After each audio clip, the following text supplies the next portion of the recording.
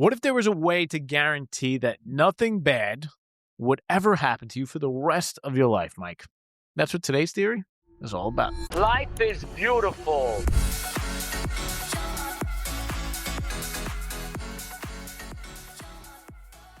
All right, so we're going to start today's episode with a little game, a little 10-second game. I want you to look around whatever you're staring at right now as you're listening and try to count as many things as you can in 10 seconds that are the color red. Ready? Go.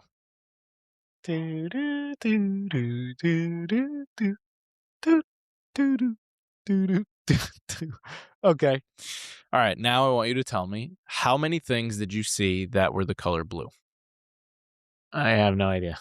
You have no idea because you weren't focused on it, right? That is correct. That is the red car theory in action. Do you know where the red car theory actually comes from? No, explain. So the red card theory comes from a viral video where this woman is on a podcast and she asks this guy on the podcast, how many red cars did you see on your way to work today? And the guy says, well, I have no idea. And then she says, so what if I told you I'll give you $50 for every red car you spot on your way to work? Would you then know how many red cars you saw on your way to work today? Yeah.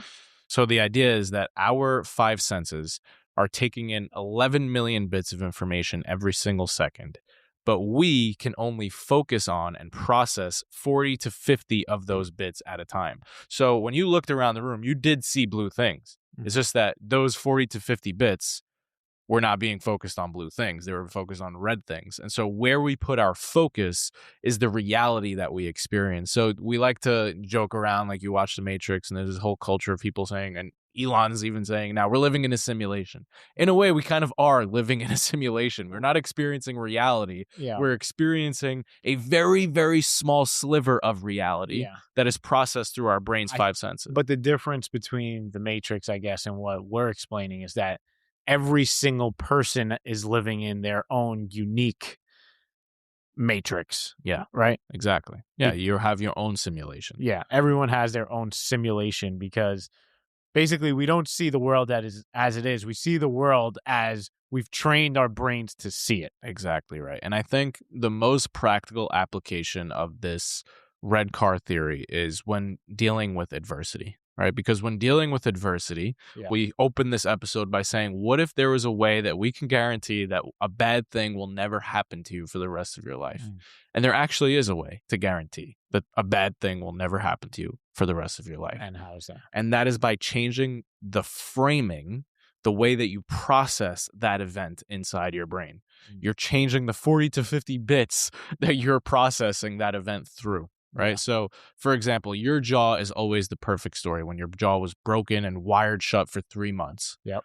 Walk us through the two different paths that could have been taken there.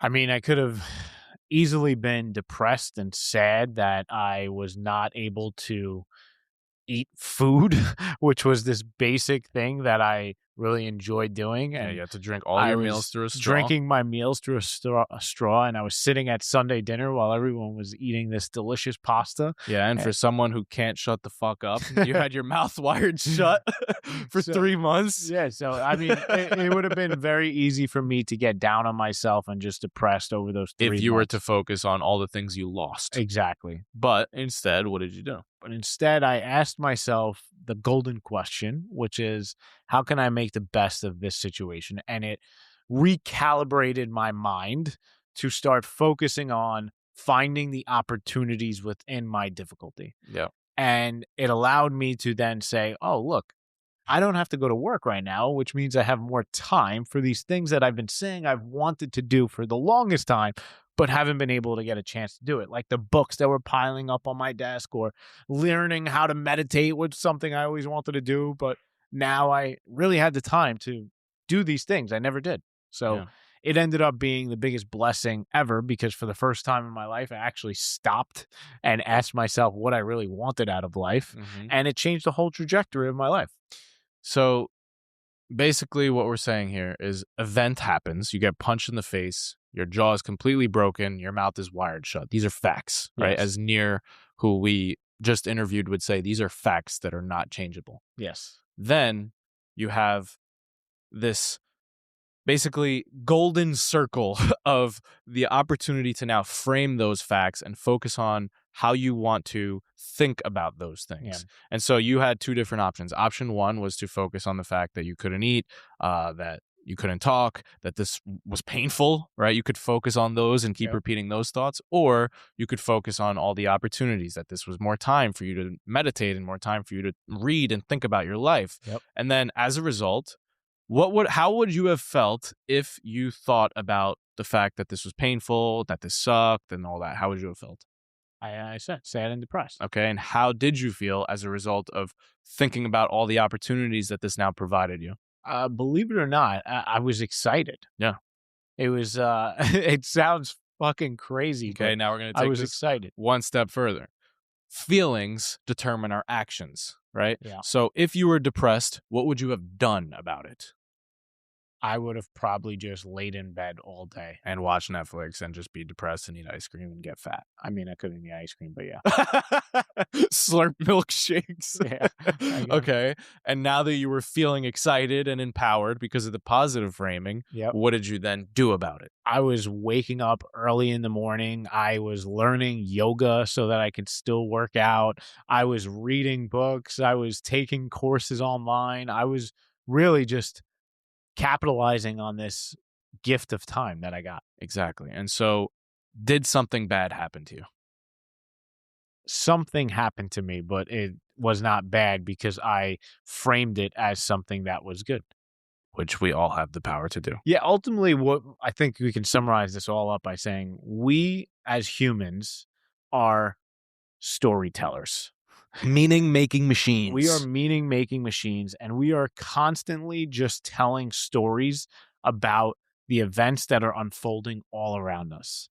And it's in our best interest to become these really inspiring storytellers that make the best out of everything that's thrown our way, because our life is determined by the meaning we give the things that happen to us. Yep. The meaning determines the feeling, and the feeling determines the action. Yep. So if you want to live a positive life, give those events a positive meaning and focus on the right Yeah. things. And the real beauty here is that this can be trained, right?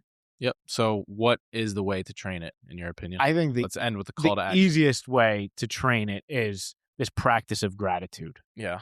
It's really getting yourself to focus on the good all around you. And it's not gratitude isn't this like self-help thing that's like, no, it's actually scientifically backed and will rewire your brain and change how you see reality. So that's the call to action today, is find one thing, just one thing that you can really feel gratitude for. Nice. I like it. What's your one thing? The fact that I got to lay in bed with little Alessia this morning and cuddle with her is the one good thing that I'm going to talk about. How about you? I am still feeling grateful for being able to play basketball last night. It's my favorite part of the whole week. Nice. All right. Thanks for hanging out with us. We love you. Peace.